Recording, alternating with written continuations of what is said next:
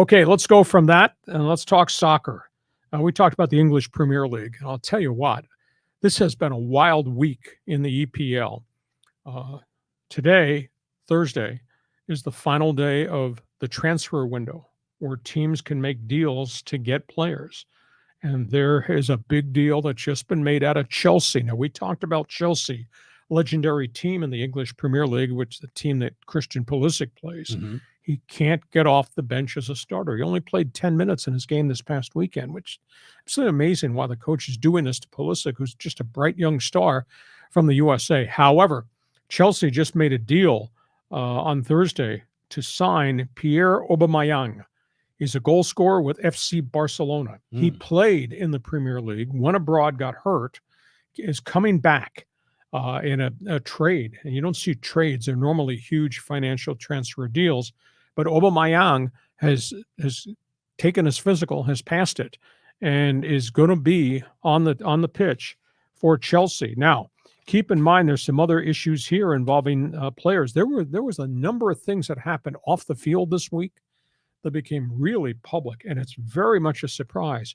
Aubameyang was a victim of a house robbery. He was tied up, suffered a broken jaw. Armed robbers came into his home in Barcelona and stole cash and jewels. In addition, one of his teammates, Robert Lewandowski, great Polish star, he plays for FC Barcelona. His SUV, while at practice, was broken into, and they stole $70,000 in cash and jewelry from Lewandowski's SUV. Yeah, it really is.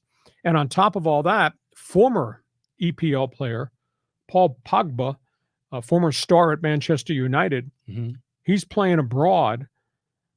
His brother and a gang of people tried to extort $13 million from Pogba in the offseason in an extortion deal. French officials, French police, broke up the ring, have arrested and indicted his brother and his gang of 23 guys that were terrorizing athletes and entertainers that lived in Paris. Just that amazing story. So we got all this stuff is going on in the English Premier League as the season is just a couple weeks underway. But the transfer portal closed tonight, London time, and Aubameyang is the last big one that was moved. And Christian Pulisic is staying at Chelsea. He's not happy at all, but he'll be coming back home to get ready to go with Team USA to Qatar for the World Cup in November. Yeah, the World Cup's going to be great. Yep. I mean, it was just 4 years ago, or actually 5 years ago, right, was such a disappointment when the USA team didn't even qualify for the World Cup.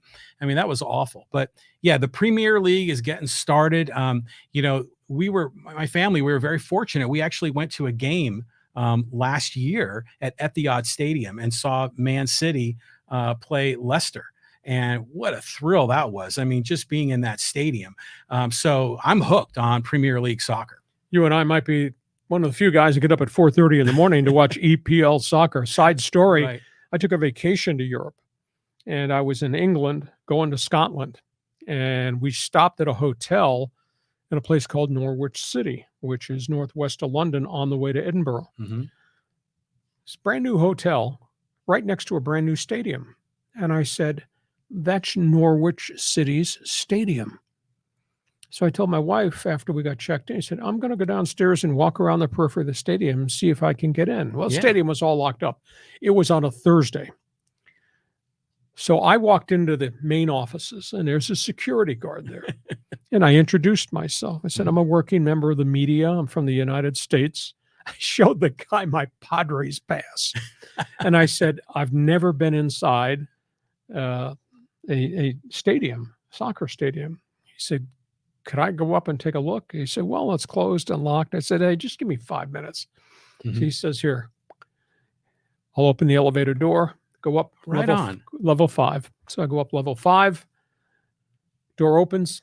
I'm in the BBC booth that they broadcast. Oh, perfect. Globally. Yeah. And I'm looking at this place, and that soccer field is beautiful. I mean, it's all green grass and it's colored and laid out. Yeah. It's got the logos, etc. So I'm beside myself taking all these pictures. And this is pretty cool. So I come back downstairs, And the guard said, "You like it?" I said, "Yeah." I said, "I did NFL football for a long time, so I've been in all these big events and Super Bowl and, you know, the Rose Bowl." I said, "This is so neat to see the stadium." He said, "Because I watch EPL soccer back in San Diego."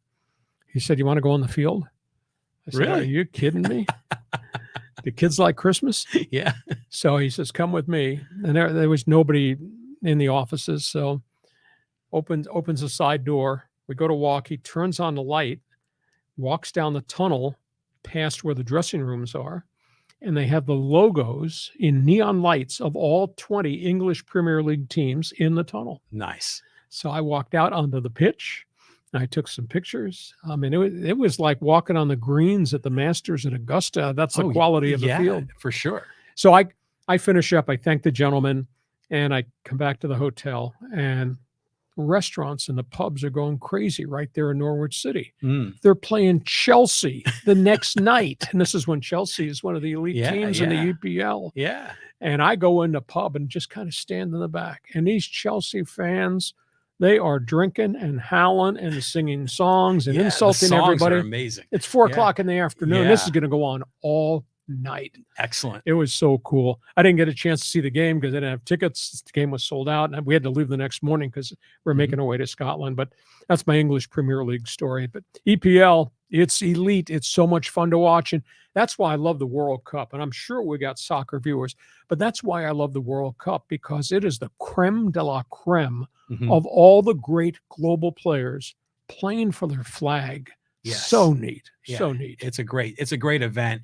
I mean, it's a world event. You know, we talk about the World Series for baseball, which is kind of a farce. The World Cup is legit. And it's great to see, some of these countries that we don't know a whole lot about. And sometimes they'll make a run, and make it into the brackets, maybe into the quarters or semis. I mean, it's a thrilling event, and it brings people together in a special way. Yeah. Yeah. I mean, it's like the Olympics, playing for your flag. And there's a specialness, despite all the scandals, there's a specialness about whether it's the Winter Olympics or whether it's the Summer Olympics in track and field and the marathon and all that.